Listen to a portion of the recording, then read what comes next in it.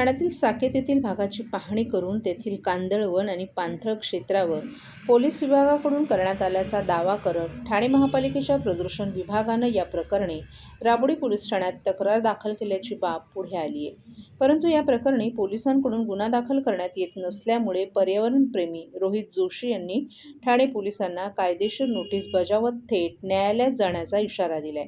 यामुळे ठाणे पोलीस अडचणीत येण्याची चिन्ह निर्माण झाली आहेत. ठाण्यातील रुस्तमजी गृहप्रकल्प परिसरातून साकेत पोलीस मैदानालगत आणि राबोडी येथील आकाशगंगा संकुलाच्या पाठीमागून जाणारा नैसर्गिक नाला पुढे ठाणे खाडीला जाऊन मिळतो. या सुमारे 10 हेक्टर जमिनीच्या 7-12 उतार्यावर भोगवटादार म्हणून पोलीस आयुक्त ठाणे अशी नोंद आहे. हे क्षेत्र CRZ-1 आणि CRZ-1B या पर्यावरणदृष्ट्या अतिसंवेदन श्रेणीत मोडतं. नाल्यालगत मोठ्या प्रमाणावर कांदळवन अस्तित्वात आहे. 17 नोव्हेंबर 2025 रोजी येथील कांदळवनांवर भराव टाकण्यात येत असल्याची बाब आकाशगंगा संकुलातील रहिवाशांच्या निदर्शनास आल्यानंतर त्यांनी तहसीलदार आणि राबोडी पोलिसांकडे तक्रार दाखल केली. तसंच ठाणे तालुका कांदळवन समिती सदस्य रोहित जोशी यांनाही माहिती दिली. तक्रारीनंतर 20 नोव्हेंबर रोजी वनविभागाच्या कांदळवन कक्षानं स्थळ पाहणी केली. तरीही भराव थांबत नसल्यानं 25 नोव्हेंबर रोजी कोकण विभागीय आयुक्तांकडे उच्चस्तरीय पाणथळ तक्रार निवारण समितीकडे ईमेलद्वारे तक्रार करण्यात आली आहे. यानंतर नव्यानं करण्यात आलेल्या पाहणीत एव्हेसिनिया मरिना जातीचे तीव्र वृक्ष अर्धवट तुटलेल्या अवस्थेत आणि काही फांद्या सुकलेल्या आणि काही जिवंत झाडे मातीखाली गाडलेली आढळल्याची नोंद करण्यात आली आहे. वनविभागानं सविस्तर अहवाल तयार केलाय. दरम्यान सामान्य प्रशासन विभागामार्फत ठाणे पोलीस आयुक्तालयानं 18 डिसेंबर रोजी जिल्हाधिकारी कार्यालयाकडे मियावाकी पद्धतीनं 18,000 रुपये लावण्याची परवानगी मागितल्याची माहिती समोर आली. मात्र जिल्हाधिकारी कार्यालयानं अशी कोणतीही परवानगी दिली नसल्याचं स्पष्ट केलंय. 22 डिसेंबर रोजी जिल्हाधिकाऱ्यांनी उपविभागीय अधिकारी आणि ठाणे महापालिकेला तक्रारींची शहानिशा करण्याचे निर्देश दिले अशी माहिती रोहित जोशी यांनी दिली आहे. 7 जानेवारी 2026 रोजी ठाणे महापालिकेच्या प्रदूषण नियंत्रण विभागानं स्थळ पाहणी करून संबंधित जमिनीवर पोलीस विभागाकडून भराव होत असल्याचं नमूद केलं. तसंच या प्रकरणी 9 जानेवारी रोजी राबोडी पोलीस ठाण्यात तक्रार दाखल केली. परंतु 15 दिवस उलटूनही गुन्हा नोंदवला गेला नाही. त्यामुळे ठाणे पोलीस आयुक्तालयाला कायदेशीर नोटीस बजावली असून यात पुढील 10 दिवसात दोषी व्यक्ती किंवा संस्थांवर कायदेशीर कारवाई केली न तर ठाणे पोलीस आयुक्तालयाविरोधात न्यायालयीन प्रक्रियेचा अवलंब करण्यात येईल असा इशारा त्यांनी दिला आहे. या संदर्भात ठाणे महापालिका मुख्य प्रदूषण अधिकारी मनीषा प्रदर्शन यांच्याशी संपर्क साधला असता पोलीस प्राधिकरणांवर गुन्हे नोंदवण्याची आणि पुढील बेकायदेशीर कृती रोखण्याची जबाबदारी आहे. तीच प्राधिकरणं सध्याच्या प्रकरणात अशा बेकायदेशीर जमीन भराव कारवाईला चालना देताना दिसतायत. महाराष्ट्र किनारपट्टी नियमन क्षेत्र प्राधिकरणाचं किनारपट्टी नियमन उल्लंघन ओळखणं, काम थांबवण्याचे आदेश देणे, पुनर्संचयनाचे आदेश देणे आणि खटला चालवणे हे वैधानिक बंधन आहे. जिल्हाधिकारी किनारी आणि सरकारी जमिनींचं संरक्षक म्हणून अतिक्रमण, जमीन भराव आणि पर्यावरणीय नाश रोखण्यासाठी आणि क्षतिग्रस्त क्षेत्रांचं पुनर्संचयन सुनिश्चित करण्यासाठी बांधील आहेत. परंतु समोर ठाणे पोलीस आयुक्त ठाणे आरोपी असताना या सर्व यंत्रणा एकमेकांकडे बोट दाखवून स्वतःचं अंग या गंभीर प्रकरणातून बाहेर काढून घेताना दिसत आहेत.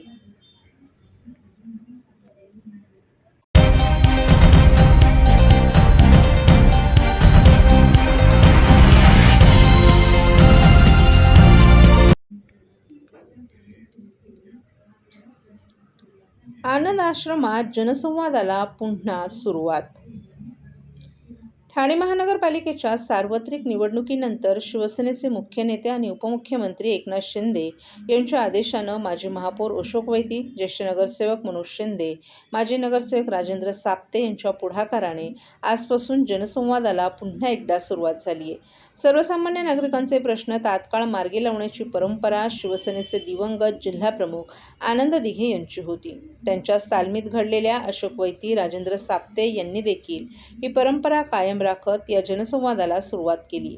सर्वसामान्य ठाणेकरांचे प्रश्न सोडवण्यासाठी माजी महापौर अशोक वैती, नगरसेवक मनोज शिंदे यांनी यापूर्वी जनसंवाद सुरू केला होता. त्यांच्या या जनसंवादाला नागरिकांनी देखील उत्स्फूर्त प्रतिसाद दिला.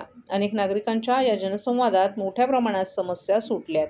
मधल्या काळात ठाणे महापालिकेची सार्वत्रिक निवडणूक लागल्यानं शिवसेनेचा जनसंवाद होऊ शकला नव्हता. मात्र आता निवडणुकीचा निकाल काय लागलाय याकडे लक्ष न देता शिवसेनेच्या शिलेदारांनी यांनी जनतेसाठी पुन्हा एकदा हा जनसंवाद जनसंवाद सर्वसामान्य नागरिकांच्या मागणीवरूनच पुन्हा एकदा सुरू केलाय. आज या जनसंवादाला शिवसेनेच्या ज्येष्ठ नेत्या अनिता बिर्जे, माजी महापौर अशोक वैती, नगरसेवक ठाणे लोकसभेचे संपर्क प्रमुख मनोज शिंदे, माजी नगरसेवक राजेंद्र साप्ते, नगरसेवक आणि शिवसेनेचे गटनेते पवन कदम, माजी नगरसेवक पांडुरंग पाटील, माजी नगरसेवक जनार्दन खेतले यांच्यासह ॲडव्होकेट प्रियंका शिंगारे, रतन अवसरमोल तसंच अनेक मान्यवर पदाधिकारी आणि कार्यकर्तेही उपस्थित होते. येत्या मंगळवारी दुपारी 12 ते 2 या वेळेत आनंद आश्रम टेंभी नाका या ठिकाणी हा जनसंवाद होणार असून आपल्या समस्या सोडवण्यासाठी नागरिकांनी जास्तीत जास्त संख्येनं जनसंवादात उपस्थित राहण्याचं आवाहन यावेळी शिवसेनेच्या वतीनं माजी महापौर अशोक वैती, ज्येष्ठ नगरसेवक अशोक शिंदे आणि माजी नगरसेवक राजेंद्र साप्ते आदींनी केलं आहे. इलेक्शन कालावधीनंतर थोडासा विश्रांती घेतल्यानंतर पुन्हा जनता दरबार सुरू झालेला आहे. ह्यामध्ये नागरिकांच्या बऱ्याचशा तक्रारी असतात.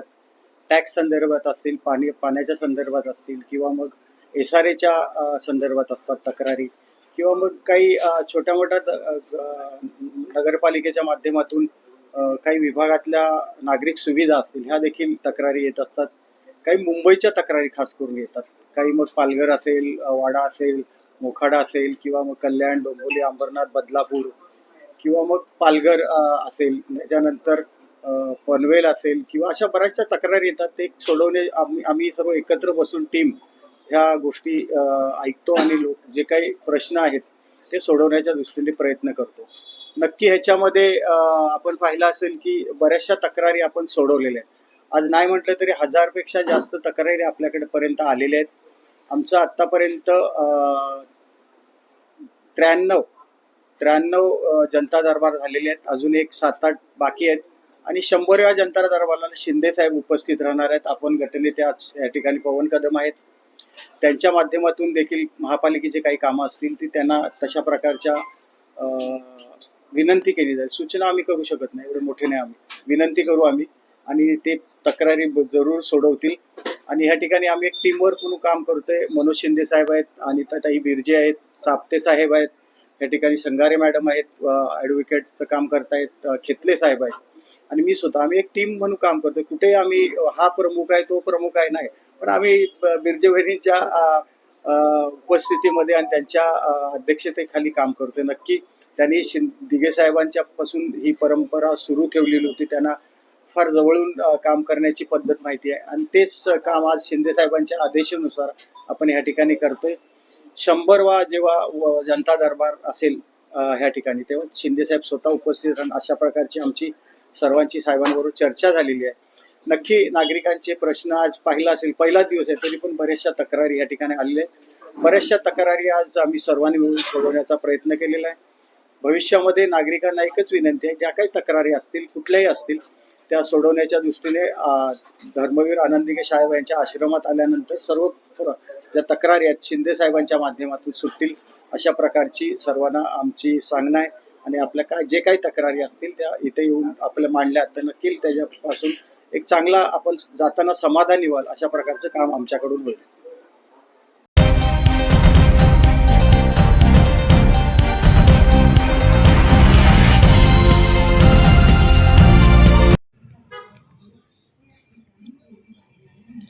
राज्यात दोन्ही राष्ट्रवादी एकत्र येणार की नाहीत यावरून खलबतं सुरू आहेत. परंतु ठाण्यात मात्र विरोधी पक्षनेत्याच्या मुद्द्यावरून दोन्ही राष्ट्रवादी एकत्र येण्याची चिन्ह निर्माण झाली आहेत.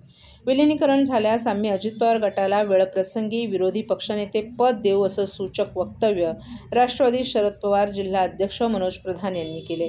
परंतु विलिनीकरण न झाल्यास मोठा पक्ष म्हणून विरोधी पक्षनेते पद हे आमचंच असेल असंही त्यांनी स्पष्ट केले.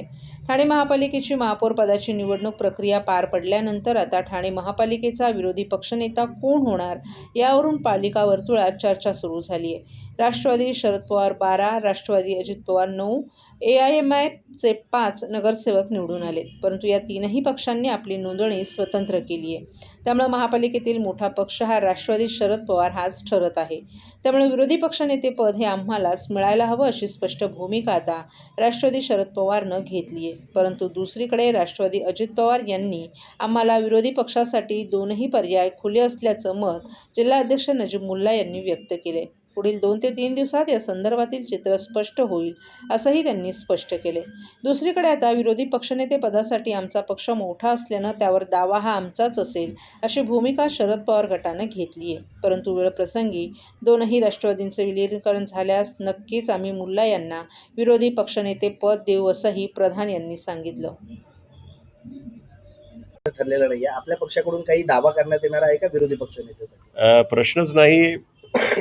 रूल असं म्हणतं की अपोजिशनमध्ये बसणारी जी सर्वात मोठी पार्टी असेल त्याचा विरोधी पक्षनेता असेल, आणि भाजप गेलेली आहे सत्तेमध्ये, त्यामुळे 12 सदस्य असलेली राष्ट्रवादी शरदचंद्र पवार हीच पक्षाची सर्वात मोठी पार्टी आहे आणि डेफिनेटली आमचा विरोधी पक्षनेता बसेल. नजीब मुल्ला देखील दावा 16 करतायत विरोधी पक्ष आमचा MIM नसेल. ला घेऊन ते गटस्थापन करणार आहेत. ते अनुभवी आहेत. महानगरपालिकेबद्दल मी त्यांना शिकवणं म्हणजे गैर होईल, पण MIMचा गट वेगळा स्थापन झालेला आहे.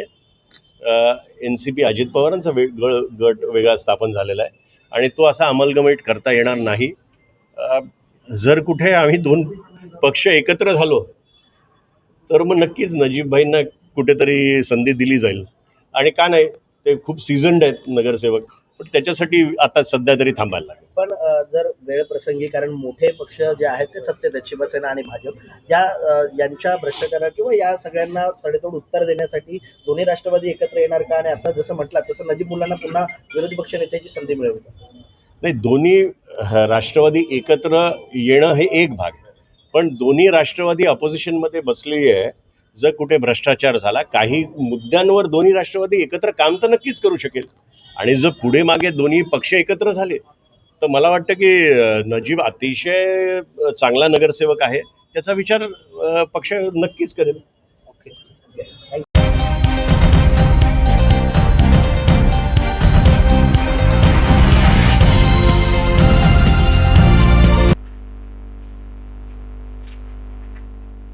दिवा रेल्वे स्थानकावर गर्दीचा कहर, प्रवाशांचा जीव धोक्यात. मुंबई आणि उपनगरांमध्ये दररोज लाखो चाकरमानी लोकलनं प्रवास करतात. मात्र वेळेत कामावर पोहोचण्याच्या घाईत प्रवाशांना मोठ्या संकटाचा सामना करावा लागतोय. विशेषतः दिवा रेल्वे स्थानकावर वाढत्या गर्दीमुळे अपघाताचा धोका अधिकच वाढला आहे. प्लॅटफॉर्मवरच नव्हे तर 2 प्लॅटफॉर्ममधील धोकादायक जागेतही मोठ्या प्रमाणात गर्दी दिसून येते. त्यामुळे रेल्वे रुळांवरून जाण्याचा प्रयत्न करताना अनेक प्रवासी जखमी झाले असून काही ठिकाणी मृत्यूच्या घटनाही घडल्या आहेत.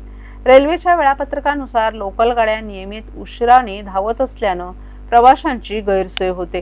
दिवा हे महत्त्वाचं जंक्शन असल्यामुळे येथे दररोज हजारो प्रवासी ये-जा करतात. मात्र गाड्यांची संख्या अपुरी असल्यानं प्रवाशांना प्लॅटफॉर्मच्या दुसऱ्या बाजूने जाण्याशिवाय पर्याय राहत नाही. त्यामुळे प्रवासी धोकादायक पद्धतीनं रेल्वे रूळ ओलांडताना दिसून येतात. प्रवाशांनी रेल्वे प्रशासनाकडे गाड्यांची संख्या वाढवण्याची, प्लॅटफॉर्म विस्तारीकरण करण्याची आणि सुरक्षा उपाय वाढवण्याची मागणी केली आहे. जोपर्यंत ठोस उपाययोजना होत नाही तोपर्यंत दिवा रेल्वे स्थानकावरील गर्दी आणि अपघाताचा धोका कायम राहणार असल्याची भीती व्यक्त केली जाते.